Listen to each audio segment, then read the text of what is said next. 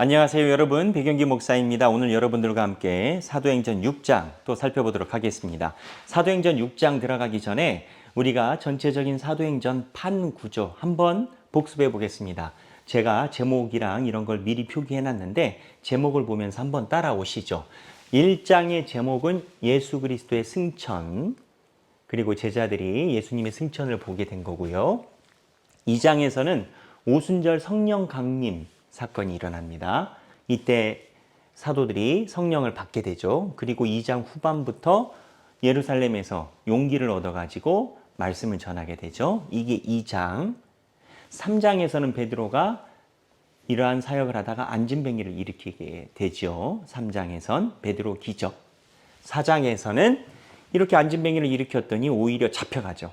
잡혀가가지고 거기서 대제사장들과 논쟁을 하게 되죠. 결론 어떻게 되느냐? 그냥 풀려납니다.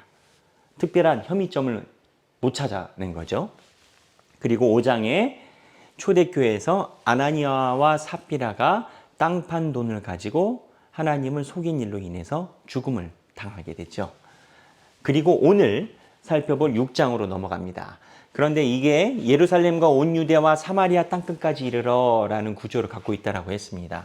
지금 3장에서 5장까지 있을 때는 예루살렘 지역인데요. 6장부터는 물론 예루살렘 지역에서 7 집사와 스데반 설교가 있지만 여기서부터는 사마리아, 그러니까는 고발하는 주체가 유대 지역이 아니라 먼 지역에서 온 사람들이 스데반들과 이제 논쟁이 붙습니다. 그러니까 유대인들이요, 자기 땅에만 사는 유대인이 있고, 우리로 얘기를 하면 동포, 미국에 있는 동포, 이런 식으로 갈릴리 지역을 넘어서 메소포타미아 지역이나 이런 쪽에서 있는 사람들이 와서 예루살렘 성에 있는데 그쪽에 있었던 동포 유대인들과 함께 논쟁이 시작이 됩니다. 그래서 여기서부터는 유대 지역을 벗어난 사람들과의 논쟁으로 확대가 되죠. 그리고 8장에 이제 가서 빌립의 선교, 사마리아, 이디오피아 내시 이야기가 나옵니다. 그래서 6장, 7장, 8장까지 가면 예루살렘 지역, 그 다음에 온 유대와 사마리아까지 9장까지 가서 끊기고 땅끝까지 이르러 루다 사건을 이야기로 이제 땅끝으로 퍼져나가는 이러한 구조로 누가가 기록을 하고 있습니다. 여기까지만 장 제목을 한번 살펴보고요. 자, 오늘 6장으로 넘어가겠습니다. 6장 내용, 아주 또 흥미로운 내용이 있습니다. 6장의 내용에 보면 6장의 첫 번째 7 집사를 뽑습니다. 7 집사를 뽑는데요. 이 7 집사가 뽑히게 된 배경이 있습니다. 7 집사 중에 누가 있습니까? 스데반 집사님이 있습니다. 조금 있으면은 스데반 집사님이 순교당하시죠. 스데반 집사님이니까 사도가 아닙니다. 평신도입니다. 이 평신도의 항존직, 우리로 얘기를 하면 직분자를 뽑게 된 거죠. 뽑게 된 이유가 뭡니까? 헬라파 유대인하고 히브리파와 논쟁이 붙습니다. 드디어 초대교회 균열이 일어나기 시작을 한 겁니다. 그 내용이 구제금 때문에 그런 겁니다. 구제금이 참 어려워요. 구제금이 기준을 딱 정해서 어느 정도 이상으로 구제를 한다 하잖아요. 그 기준에 걸려 있는 분들, 또 간신히 기준에 미치지 못한 사람들이 불만을 갖게 돼요. 근데 이러한 논쟁도 참 어려운 논쟁인데, 여기에서 헬라파 유대인은 뭘 얘기를 하냐면, 여러분 헬라라고 하면 동포라고 생각하시면 됩니다. 멀리 떨어져 있는 동포, 우리나라로 따지면 일본에 살고 있는 한국인 동포, 조선족, 이런 사람들입니다. 그 동포들이 와서 유대인에 정착한 이 헬라파 유대인들이 히브리파는 토백이라고 생각하시면 됩니다. 여기에서 계속 자라나서 삶을 영위하고 있는 토백이, 자기네들이 구제금 받을 때 헬라파 유대인들이 볼 때, 동포들이 볼 때 이 토백이들보다 구제를 못 받는다라고 생각을 한 거예요. 그러니까 파당이 생길 조짐이 보인 겁니다. 그래서 일곱 집사의 선정 이유는 뭐냐? 일곱 집사의 선정 이유는 뭐냐? 교회에 일어나는 균열을 조정을 하기 위해서. 어떻게 보면은 균열이 집사라는 직분직을 맡게 된 원인이 된 거죠. 이 이야기가 나오고 두 번째, 스데반 집사님이 체포됩니다. 왜 체포됐을까요? 왜 체포됐을까요? 우리는 그냥 체포됐다 이 정도만 알고 있는데 체포된 이유가 있습니다. 첫 번째, 거짓 증인을 세웁니다. 거짓 증인이라는 게 중요합니다. 거짓말이라는 거죠. 이게 어디에 나오냐? 13절에 나옵니다.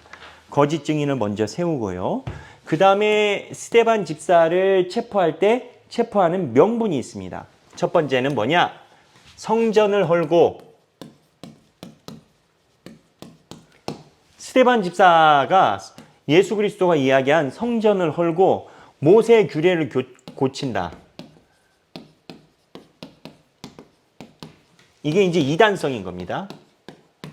이 문제로 인해서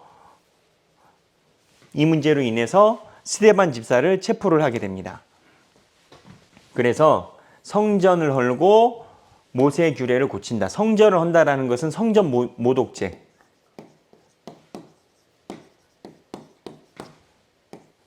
그러니까는 이 이야기를 하니까 7장에 가서 스데반 집사의 설교라고 이야기를 하지만 사실은 반론, 이게 우리는 설교라고 얘기를 합니다. 이거를 이야기하게 됩니다. 이 이야기하고 돌맞고 순교하신 겁니다. 그래서 오늘 6장까지는 스데반 집사님이 체포되는 과정까지 묘사되어 있습니다. 여러분, 오늘 6장을 읽으면서 한번 생각해 봅시다. 생각할 내용이 있습니다. 생각하기. 이미 말씀을 드렸죠. 직분의 출발이 무엇인가? 여러분, 서리집사, 권사, 장로, 목사, 직분의 출발이 무엇인가? 직분의 출발은 역설적으로 갈라진 틈새였던 겁니다. 소위 어느 장로님이 집회에서 이야기하신 것처럼 마귀가 틈새만 있으면 바람을 막 불어서, 그래서 직분의 출발은 이 마귀가 틈새를 벌려서 싹 바람을 부는 것을 방어하고 메꾸기 위해서 직분이 출발한 겁니다. 그래서 결론 조금 다르게 생각하면 모든 교회는 언제나 마귀의 침노가 있고, 여러분 그 장로님도 그 얘기를 저한테 하시더라고요. 마귀도 자기 할 일을 해야 된다고. 마귀가 살아있고 마귀가 영적인 존재라면 언제나 틈새는 비집고 들어가려고 노력하는 거 아니겠습니까? 그거를 방어하고 지켜내는 것이 직분의 선정의 이유였다라는 겁니다. 그 시대나 지금이나 똑같습니다. 그래서 생각을 해볼 이유가 뭔가, 내가 직분자로 세워진 이유는 교회를 틈새 없이 통일되게,